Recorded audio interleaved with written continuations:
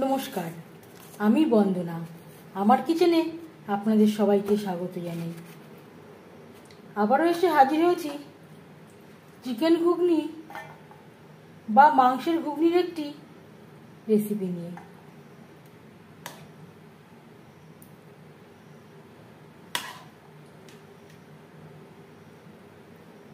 দেখে নেওয়া যাক আজকের এই রেসিপিটি। সাথে থাকছে লুচি। চিকেন ঘুগনি বা মাংসের ঘুগনি তৈরি করার জন্য এখানে আমি নিয়েছি 300 গ্রাম হলুদ মটর। মটর আমি পরিষ্কার করে ধুয়ে নেওয়ার পর ওভারনাইট ভিজিয়ে রেখেছিলাম। এবার আমি একটা প্রেসারে নিয়ে নিয়েছি আর দিয়ে দেব জল, আর দিয়ে দেব লবণ। 4-5টা সিটি দিয়ে নেব। 4-5টা সিটি দিয়ে নিয়েছি। ঘুগনির সাথে সার্ভ করার জন্য ময়দা মেখে নেব।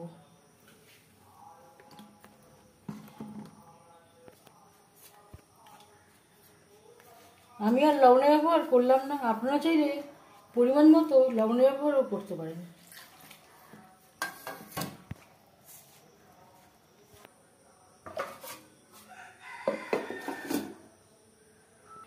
আর লাগছে বোনলেস চিকেন, 2টো টমেটো, 1টা রসুন আমি থেতো করে নিয়েছি, 3টে পেঁয়াজ যেটা আমি কুচি করে কেটে নিয়েছি। কারেন্ট চলে এসছে। মটর বেশ ভালো করে সুসিদ্ধ হয়ে গেছে। ঘুগনি তৈরি করার জন্য দিয়ে দিয়েছি 3 চামচ রিফাইন্ড অয়েল। এবার দিয়ে দেব পেঁয়াজ কুচি, টমেটো, রসুন।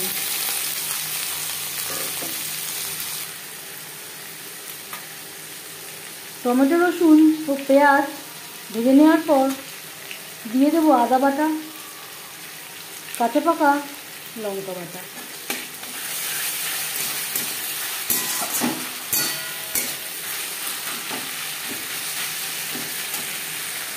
দু 3 মিনিট নাড়াচাড়া করে নেওয়ার পর দিয়ে দেবো চিকেন। চিকেন বেশ ভালো করে মিক্স করে নেব। আর লাগছে পরিমাণ মতো হলুদের গুঁড়ো, আর দিয়ে দেবো লবণ। এর আগে একবার লবণের ব্যবহার করেছিলাম, সেটা মাথায় রাখতে হবে।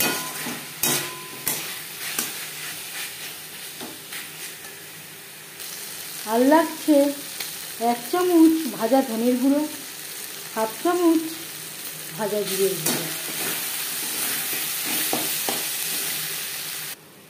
5-6 মিনিট মশলার সাথে চিকেন কষিয়ে নেওয়ার পর দিয়ে দেবো সেদ্ধ করে রাখা মটর। আমি এখানে জল সহই অ্যাড করলাম, যেহেতু আমি পরিষ্কার জল দিয়ে মটরটা ভিজিয়ে সেদ্ধ করেছিলাম।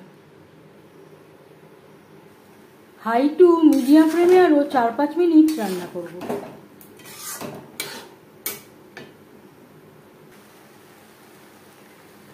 তিন 4 মিনিট রান্না করে নেওয়ার পর দিয়ে দিলাম 1 টেবিল চামচ টমেটো সস।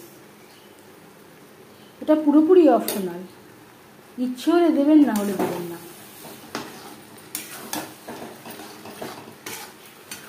বেশ ভালো করে মিক্সড করে দেবো।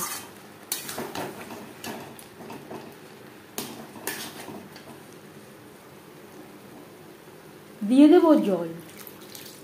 জল কতটা অ্যাড করবেন সেটা সম্পূর্ণ নির্ভর করছে আপনার ওপর। যেহেতু ঘুগনি এখানে একটু গা মাখা মাখা তৈরি করব।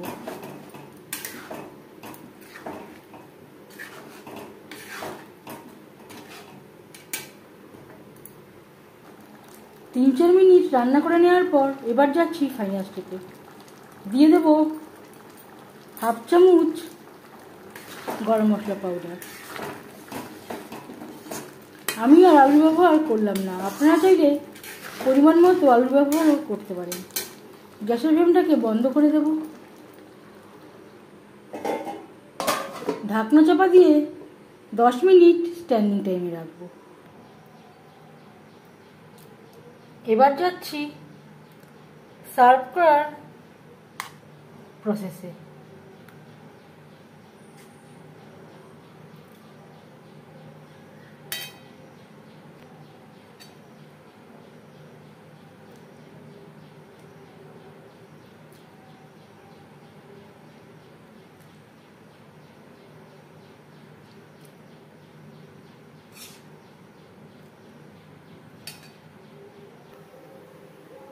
এর সাথে থাকছে লুচি।